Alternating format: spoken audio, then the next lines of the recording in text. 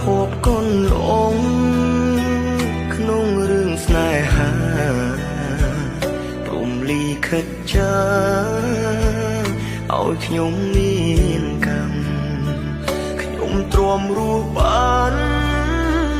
ទោះឈឺរោគឆ្នាំរស់រងទុក្ខកម្មដែលគេក្បត់ចិត្តសូមអរគុណហើយអរគុណគ្រប់យ៉ាងអូនឲ្យបងបានស្គាល់រសជាតិជីវិត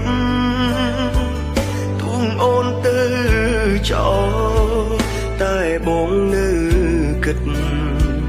ទឹកចិត្តវមិត្តធ្វើល្អដាក់បងពីមុនអាភពកូនหลงក្នុងរឿងស្នេហាព្រមលីខិតចាឲ្យខ្ញុំមានកម្មខ្ញុំទ្រាំរស់បានទោះឈឺរោគឆ្នាំរស់រងទុក្ខកម្មដែលគេក្បត់ចិត្តសូមអរគុណហើយអរគុណគ្រប់យ៉ាងអូនឲ្យបងបានស្គាល់រសជាតិជីវិតទូងអូនទៅចោ